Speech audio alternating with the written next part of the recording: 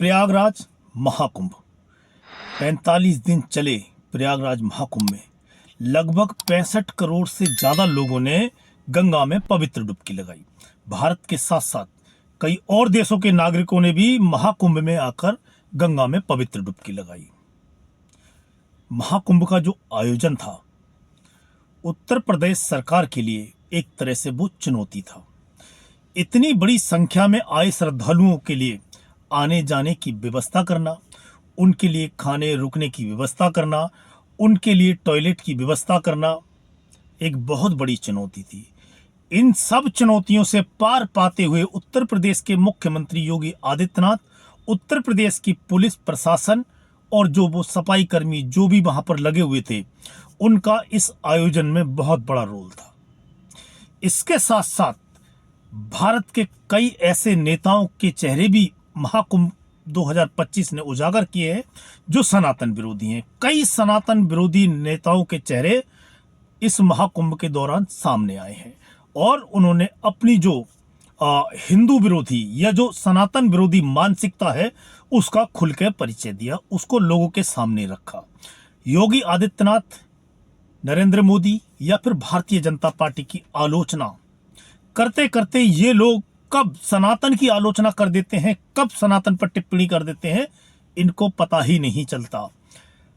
अब ये जो सनातनी है, जो हिंदू समाज है, उसको ये तय करना है कि ये जो सनातन विरोधी नेता हैं, ये जो हिंदू विरोधी मानसिकता वाले नेता हैं, जो खुद को तथाकथित सेकुलर बोलते हैं, तथाकथित सेकुलरिज्म का झंडा उठाए घूमते हैं ये लोग, ये हमेशा सनातन पर ही उंगली क्यों उठाते हैं, या फिर सनातन धर्म को या जो हिंदू धर्म है उसको ही विज्ञान की कसौटी पर कसने की कोशिश क्यों करते हैं?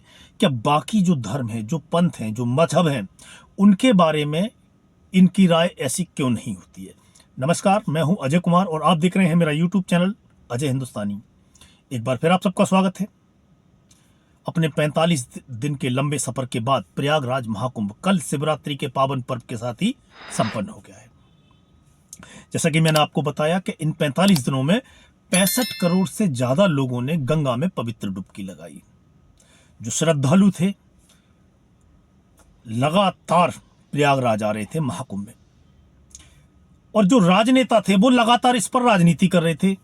वो विपक्ष के नेता, चाहे वो कांग्रेस पार्टी के नेता हों या फिर वो उत्तर प्रदेश की दूसरी जो सबसे बड़ी पार्टी है समाजवादी पार्टी, उसके नेता हों, या फिर जो पश्चिम बंगाल की मुख्यमंत्री हैं ममता बनर्जी वो हों, या फिर जो लालू प्रसाद यादव हैं बिहार के पूर्व मुख्यमंत्री, जनता दल के नेता वो हों, लगातार कटाक्ष किया है इन्होंने सनातन धर्म की संस्कृति पर, सनातन की जो परंपराएं हैं उन पर ये खुद को सेकुलर बताने वाले नेता दूसरे धर्मों पर, दूसरे मजहबों पर ऐसी टिप्पणी कर सकते हैं? इनकी हिम्मत है कि ये जो अपना सेकुलरिज्मपन है, ये जो अपना सेकुलरिज्म है, इनको दूसरे धर्मों पर भी जाकर ये टिप्पणी करें? क्योंकि ये जो लोग हैं ये अब खुद को पढ़ा लिखा बताते हैं और वैज्ञानिक बताते हैं अपने आप को, कि जिसने भी दुनिया में 2 किताबें भी पढ़ी हैं वो कभी भी ऐसे अंधविश्वासों पर भरोसा नहीं करेगा। ये सिर्फ सनातन के बारे में उनके विचार हैं, पर जो दूसरे धर्मों में कमियां हैं, जो दूसरे धर्मों में जो चलन है, प्रचलन है, उस पर ये कभी भी सवाल नहीं उठाते। क्योंकि इनको पता है कि अगर हमने दूसरे धर्मों पर उंगली उठाई, दूसरे मजहब पर उंगली उठाई, तो हमारा वोट जो मिलने वाला है वो नहीं मिलेगा। और सनातन पर ये हमला इसलिए करते हैं, सनातन पर ये उंगली इसलिए उठाते हैं कि जो दूसरे पंथ के लोग हैं, जो दूसरे मजहब के लोग हैं, उनको खुशी मिलती है इससे कि ये सनातन पर हमला कर रहे हैं, सनातन पर उंगली उठा रहे हैं, तो ये नेता बहुत अच्छा है। तो सबसे पहले बात कांग्रेस के राष्ट्रीय अध्यक्ष मल्लिकार्जुन खड़गे की। मल्लिकार्जुन खड़गे ने एक जनसभा में महाकुंभ 2025 पर कटाक्ष करते हुए एक बयान दिया था कि महाकुंभ में गंगा नहाने से आपकी बेरोजगारी दूर नहीं होगी, महाकुंभ में जाकर डुबकी लगाने से आपकी समस्याएं खत्म नहीं होंगी। ये बात काफी हद तक सही है कि महाकुंभ में डुबकी लगाने से आपको रोजगार नहीं मिलेगा और आपकी समस्याएं दूर नहीं होंगी, पर यह अपनी अपनी दृष्टि का दृष्टिकोण है। जिसकी जैसी दृष्टि उसके लिए वैसी सृष्टि। तो महाकुंभ में जो जिनको रोजगार मिला है, मैंने ऐसे कई वीडियो देखे हैं, मैंने कई ऐसे लोगों के इंटरव्यू देखे हैं जिनको महाकुंभ में रोजगार मिला है। और बड़े बड़े अर्थशास्त्री ये बता रहे हैं कि उत्तर प्रदेश सरकार का जो खर्चा हुआ है महाकुंभ में वो 7,500 करोड़ है, और जो कुंभ से उत्तर प्रदेश को जो इनकम हुई है वो 3 लाख करोड़ की होने की संभावना है। अब मल्लिकार्जुन खड़गे क्या कहना चाहते हैं कि भाई कुंभ में नहीं जाए लोग, जो सनातन को फॉलो करते हैं, जो सनातनी है, जो सनातन को मानते हैं, वो महाकुंभ ना जाएं और ये अंधविश्वास है। ऐसी ही राय अगर वो सच में सेकुलर है मल्लिकार्जुन खड़गे, तो दूसरे धर्मों के बारे में भी एक दिन व्यक्त करें।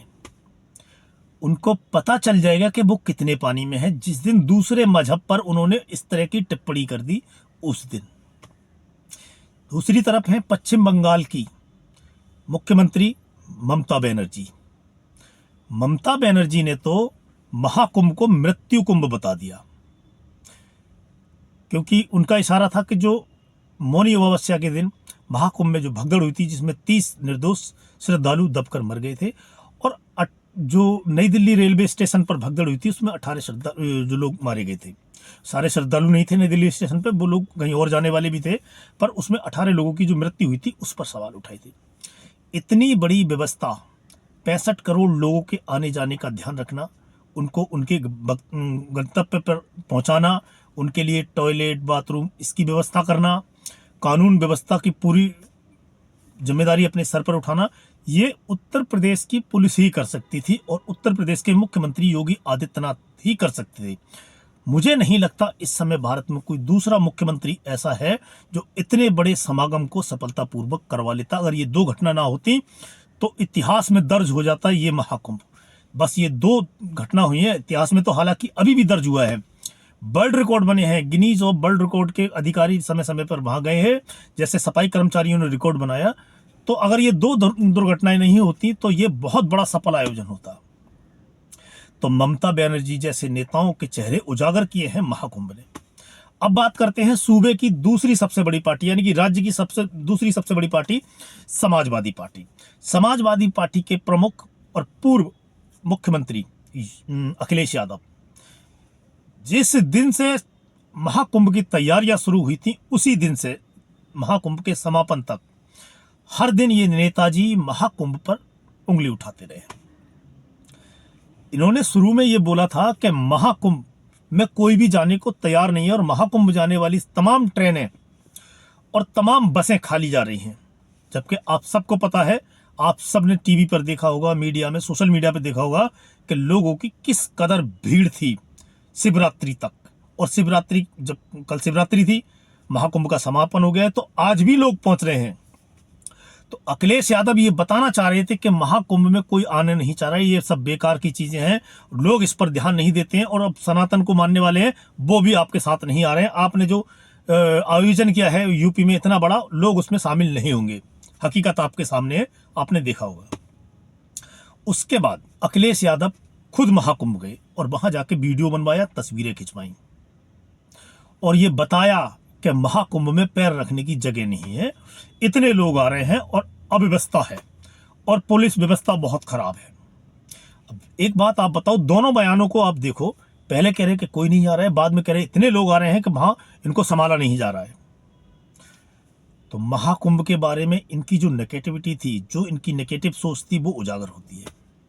उसके बाद इन्होंने एक और बयान दिया कि गंगा में डुबकी लगाने से मोक्ष की प्राप्ति नहीं होगी, वैकुंठ किसी को नहीं मिलेगा। और इन्होंने एग्जाम्पल दिया दुनिया के वैज्ञानिकों का कि दुनिया के बड़े बड़े वैज्ञानिक ये सब चीज नहीं मानते हैं।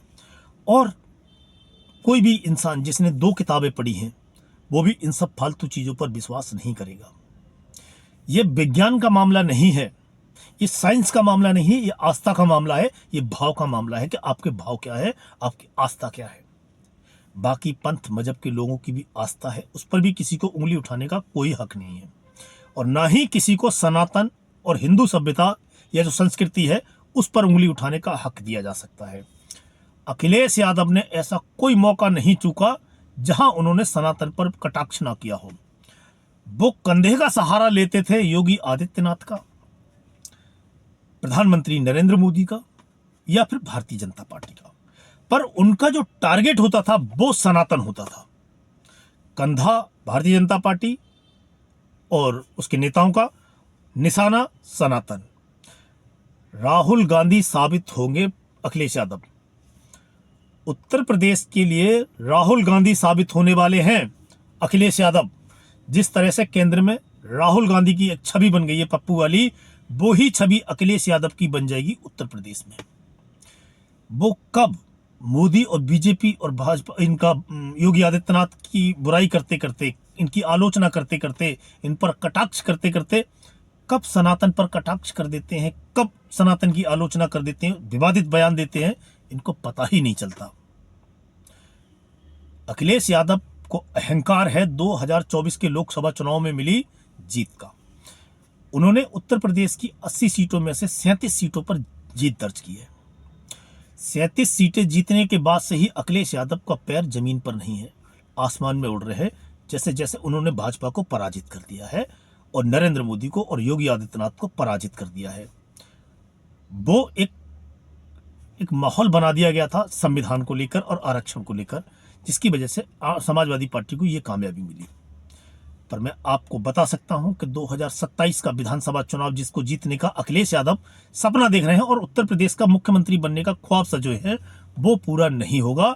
समाजवादी पार्टी जो 2022 के विधानसभा चुनाव से उससे भी ज्यादा उसका प्रदर्शन खराब होगा 2027 में। 2027 में समाजवादी पार्टी को बुरी हार मिलने जा रही है उत्तर प्रदेश में। उनका कभी अभी सपना पूरा नहीं होगा ये कि उत्तर प्रदेश के अभी वो हाल के वर्षों में ऐसा कुछ करें कि वो मुख्यमंत्री बन जाए। तो अखिलेश यादव जैसे नेताओं के चेहरे उजागर किए हैं महाकुंभ ने। जैसे एक कहावत है ना रामचरितमानस की, जाकी रही भावना जैसी, प्रभु मूरत देखी तिन तैसी। तो जो नेता जिसकी जैसी दृष्टि थी उसने महाकुंभ को वैसे देखा, और ऐसा ही बयान एक योगी आदित्यनाथ ने विधानसभा में दिया है। गिद्धों को वहां पर लाशें दिखी, सुअरों को वहां गंदगी दिखी, श्रद्धालुओं को वहां श्रद्धा दिखी, बेरोजगारों को वहां पर रोजगार दिखा, जो बिजनेसमैन थे उनको धंधा दिखा। तो जिसकी जैसी दृष्टि थी उसको वो सब कुछ दिखा है महाकुंभ में। पर महाकुंभ ने जो चेहरे उजागर किए हैं सनातन धर्मी जो हैं, जो सनातन को मानने वाले लोग हैं इस देश के, उनको जब जब चुनाव हो इन सनातन विरोधियों को जवाब देना पड़ेगा। ये सोचना पड़ेगा कि ये जो लोग हिंदू होने का ड्रामा करते हैं और हिंदू धर्म पर ही कटाक्ष करते हैं, उसी पर उंगली उठाते हैं अपने वोट बैंक को खुश करने के लिए, तो इनका इलाज तो जनता को करना पड़ेगा। एग्जाम्पल देखिए आप, दिल्ली के सबसे लोकप्रिय मुख्यमंत्री होने का दावा करने वाले अरविंद केजरीवाल। दिल्ली विधानसभा चुनाव में अरविंद केजरीवाल को जिस जनता जनार्दन ने सिर पर बिठाया था उसी ने उसको जमीन पर पटक दिया। अखिलेश यादव को यही अहंकार है कि 2024 में जिस तरह उनको जीत मिल गई तो 2027 में वो सबसे लोकप्रिय मुख्यमंत्री बनके या नेता बनकर उभरेंगे। ये सनातनी जनता है, ये अपना आक्रोश वोट के माध्यम से ही जाहिर करती है, और मुझे पूरी उम्मीद है, पूरा भरोसा है कि जिन जिन सनातनियों को ये जो कुछ नेता हैं इनकी बात अगर बुरी लगी है तो इनको वो चुनाव में जवाब जरूर देंगे। अखिलेश यादव को जवाब जरूर दिया जाएगा, जो भी हिंदू और सनातनी है उनकी तरफ से। बात लालू प्रसाद यादव की, अपने आप को बहुत बड़ा सेकुलर नेता मानने वाले लालू यादव, बिहार के पूर्व मुख्यमंत्री, दबे कुचले गरीब गुरबा का नेता कहते हैं खुद को। गरीब गुरबा और दबे कुचले की राजनीति करते करते लालू यादव और उनके परिवार, उनका जो परिवार है वो कब अरबपति बन गया उनको खुद को पता नहीं होगा। जो दबे कुचले और जो आदिवासी या जो गरीब लोग हैं उनकी राजनीति ये लोग करने आते हैं और खुद अपना घर भरते हैं। लालू यादव ने भी ऐसा ही बयान दिया था कि कुंभ क्या होता है, कुंभ फालतू है, कुछ भी नहीं है कुंभ में जाना पागलपन है, सब बकवास है। तब मुझे राबड़ी देवी का एक वीडियो एकदम मेरे दिमाग में आया। मैंने वो वीडियो देखा था, मुहर्रम का जो ताजिया होता है, कुछ लोग वो मुहर्रम का ताजिया लेकर उनके घर आए हुए थे। वहां पर राबड़ी देवी ने जल लिया हुआ था और हिंदू रीति रिवाज से उस ताजिए की वो पूजा कर रही थी और उस पर जल छिड़क रही थी। हमारे मुस्लिम विद्वान जो हर बात पर फतवा देते हैं, उन्होंने राबड़ी देवी की इस करतूत पर फतवा नहीं दिया कि जिस तरह से हिंदू समुदाय, जिस तरह से हिंदू समाज पूजा पाठ करता है, उस तरह से मुसलमानों में पूजा पाठ करना वर्जित है और किसी भी चीज की आप पूजा नहीं कर सकते, चाहे वो मूर्ति हो या कुछ और हो, क्योंकि वो अपने ईश्वर को निराकार मानते हैं। तो राबड़ी देवी जब ताजिया का पूजा कर रही थी मुहर्रम पर, उस समय मुस्लिम विद्वान पता नहीं कहां चले गए थे, जो कि इस्लाम में हराम है। वो काम राबड़ी देवी ने उनके मुहर्रम में किया था।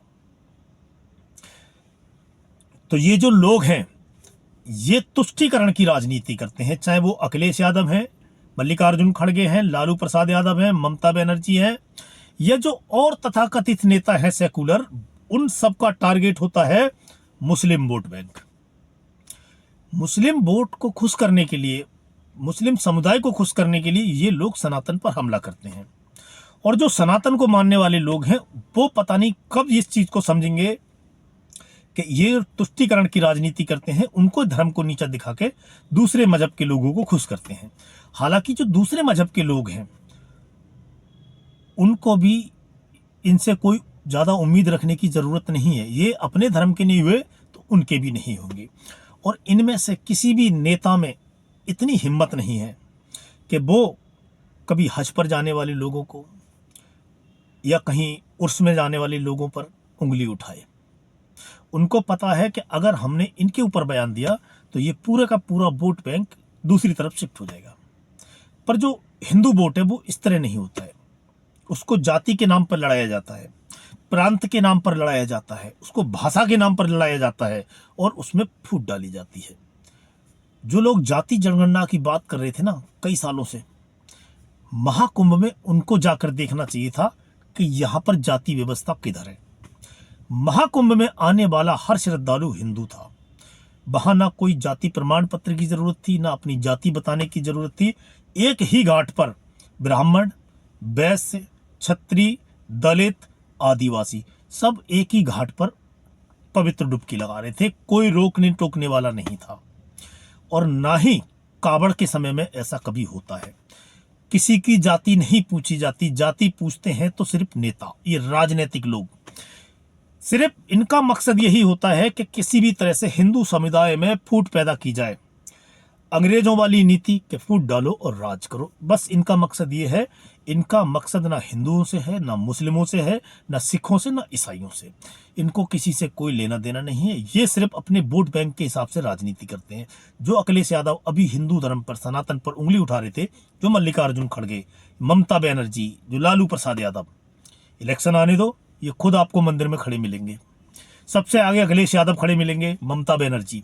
सबसे घटिया कटाक्ष इन्हीं दोनों ने किए हैं और सबसे आगे लाइन में यही दोनों खड़े मिलेंगे आपको। ये है इनकी राजनीति। ये समझना है हिंदू समाज को, जो हिंदू है, सनातनी है और जो इनको वोट करता है, ये उसको समझना है कि इनका वोट सपोर्ट इनको दिया जाए या नहीं। गेंद अब हिंदू धर्म वालों के, हिंदू धर्म के पाले में है, सनातनियों के पाले में है कि जब जब इलेक्शन होगा ऐसे लोगों को क्या सबक देना है। आज की वीडियो में इतना ही। मिलते हैं आपसे अगले वीडियो में। तब तक के लिए जय हिंद, जय भारत।